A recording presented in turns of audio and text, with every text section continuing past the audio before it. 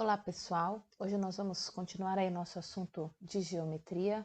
Vamos falar aí de algumas propriedades especiais do paralelepípedo e do cubo, tá certo? Professora Ana Cláudia aqui com vocês. Começando aí falando sobre poliedros. Um poliedro convexo é regular quando todas as faces são polígonos regulares. Preste atenção aí, todas as faces são polígonos regulares e congruentes. Então, essas faces têm que ser todas iguaizinhas, tá certo? E em todos os vértices concorrem o mesmo número de arestas.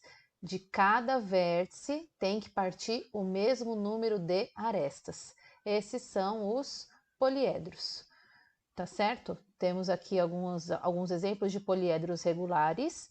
E agora aqui embaixo, presta atenção aqui. Esse poliedro não é um poliedro regular porque as faces não têm o mesmo número de lados, as faces são diferentes. Repare que isso é uma pirâmide de base quadrada, a base é um quadrado e as faces laterais são triângulos, por isso não é um poliedro regular. Já aqui ao lado, este poliedro também não é regular. Apesar das faces serem congruentes, serem iguaizinhas, de cada vértice não partem o mesmo número de arestas. Então, repara aqui que do vértice A partem 3 arestas, mas do vértice B partem 4. Por isso que ele não é considerado um poliedro regular, tá certo? Então, retomando aqui, para o poliedro ser regular, todas as suas faces têm que ser congruentes e dos seus vértices partirem o mesmo número de arestas, tá certo? Ó, tá aqui o fique atento para você não esquecer, ó, um polígono regular é um polígono que tem todos os lados e ângulos internos congruentes, todo mundo igualzinho, tá certo? A propriedade que existem apenas 5 poliedros regulares convexos que nós vamos conhecê-los, tá certo? E são os poliedros de Platão. Um poliedro é denominado poliedro de Platão se e somente se forem verificadas as seguintes condições. Então, preste atenção aí. O que precisa para um poliedro ser considerado um poliedro de Platão? Todas as faces têm que ter o mesmo número de arestas, essa é uma das condições. Em todos os vértices tem que concorrer o mesmo número de arestas, esta é outra. E a relação de Euler tem que ser verdadeira para esses poliedros, tá certo? Se essas três coisas acontecerem, ele é considerado um poliedro de Platão. Só existem 5 poliedros que satisfazem aí essas condições. Quais são eles? Tetraedros, hexaedros, octaedros, dodecaedros e icosaedros. Esses são os 5 poliedros de Platão, tá certo? Vamos então nos aprofundar aí no estudo de prismas. O que é um prisma? É um poliedro convexo, tal que duas faces são polígonos congruentes, ou seja, iguais, situados em planos paralelos, e as demais faces são paralelogramos. Tá certo? Num prisma, o número de faces laterais é igual ao número de lados do polígono da base. Isso é igual ao número de arestas da base. Vamos para uma figura que vocês vão entender melhor.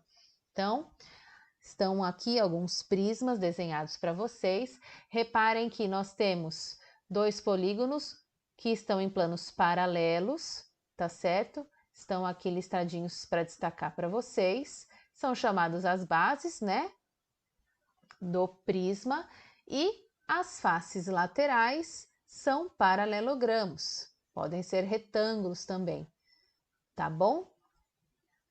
Então, prismas, as suas bases paralelas são polígonos congruentes, iguais, e as suas faces são paralelogramos. Reparem aí nas outras figuras, tá bom? Então, ó, entre os poliedros mais conhecidos, destacamos os prismas, que vamos estudar com mais detalhes, tá bom? No nosso dia a dia, a gente se depara aí com alguns deles. Já comeram aqui o chocolate Toblerone? Olha, repara que bem a base.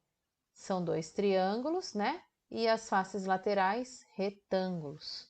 O cubo, uma caixinha de pasta de dente. é um paralelepípedo e a famosa caixa aí da pizza também é considerada um prisma, tá certo? Alguns elementos do prisma, preste atenção aí que vocês vão precisar diferenciar os nomes. A base do prisma pode ser qualquer polígono, né? Como triângulos, quadrados, pentágonos e quadriláteros. A única regra é que elas devem ser congruentes. Mais para frente vocês vão ver que é de acordo com a base do prisma que nós damos o nome a ele, tá bom?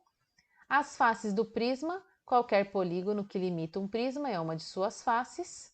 E as faces laterais são aquelas faces que não são a base. Então, nós temos as bases e as faces laterais, tá bom? Atenção aqui, ó, toda face lateral de um prisma é um paralelogramo, pois o plano e o polígono são paralelos, o que faz com que o par de lados opostos dessa face seja paralelo, tá certo? Temos as arestas, que são os segmentos de reta, formado pelo encontro de duas faces de um prisma. Nós temos as arestas da base e as arestas laterais, se a gente quiser especificar melhor, tá certo? Os vértices, que são os pontos de encontro entre duas ou mais arestas. As diagonais, que são quaisquer segmentos de reta, que liga dois vértices que não pertencem à mesma face do prisma, são as diagonais, e a secção transversal é a intersecção do prisma com algum plano paralelo às bases, como se nós cortássemos o prisma no meio. Isso seria uma secção transversal, no meio ou em qualquer altura dele, tá certo? Vamos então à nomenclatura dos prismas. Como eu disse anteriormente, a nomenclatura é dada de acordo com a forma das bases. Então, repare aqui, o primeiro, a base é um triângulo, prisma triangular. Esse daqui do meio, a base é um pentágono, então um prisma pentagonal. E aqui ao lado, a base hexágonos, prisma hexagonal. Então, nós vamos dar o nome aos prismas de acordo com as suas bases. Nós podemos classificar os prismas como retos ou oblíquos. Como que nós fazemos isso? Olha só, quando as arestas laterais de um prisma forem perpendiculares aos planos da base, o prisma é chamado reto. O que eu quis dizer? Se a aresta lateral formar com a base um ângulo reto, um ângulo de 90 graus, este prisma vai ser um prisma reto. Caso contrário, se o ângulo formado entre a aresta lateral e a base não for um ângulo reto, ele será um prisma oblíquo, tá bom?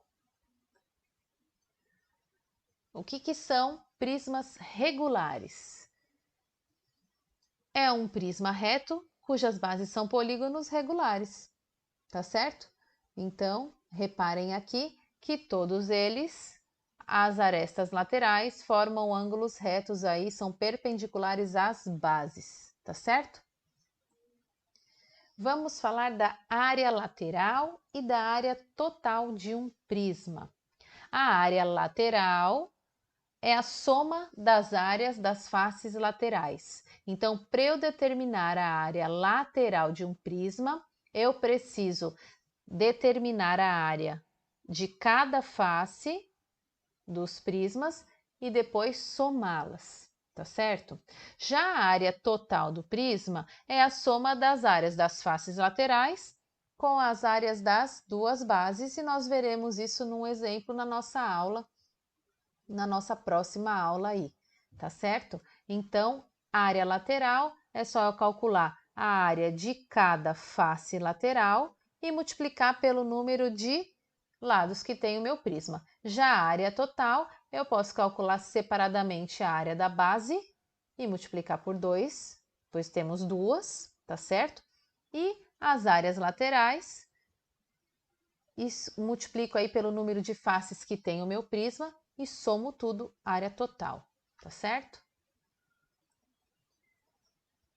Então, olha aqui a fórmula bonitinha para vocês. área e volume de prismas regulares. Lembrando que volume nós vamos aprofundar o nosso estudo na nossa próxima aula, tá certo? Área lateral de um prisma reto com base poligonal regular. Olha só, a área lateral de um prisma reto que tem por base uma região poligonal regular de n lados é dada pela soma das áreas das faces laterais. Como neste caso todas as áreas das faces laterais são iguais, basta tomar a área lateral como n é o número de lados, número de faces que tem o meu prisma, vezes a face lateral. Então a gente calcula a área de uma face lateral e depois multiplica pelo número de faces que tem o meu prisma, tá certo? Mas nós podemos calcular também de uma forma diferente, uma forma alternativa. Olha só, uma forma alternativa para obter a área lateral de um prisma reto, tendo como base um polígono regular de n lados, a área lateral é 2p vezes h. 2p é o perímetro da base, lembram-se o que era o perímetro? A medida da soma de todos os lados da base. E h é a altura do prisma. Então, eu posso calcular a área lateral fazendo a multiplicação entre o perímetro da base e a altura do prisma, tá certo? Nós precisamos agora aprender a calcular a diagonal de um paralelepípedo retângulo e de um cubo, tá certo? Repare aqui nessa figura, essa figura está lá no livro de vocês. E eu gostaria que vocês observassem duas coisas muito importantes.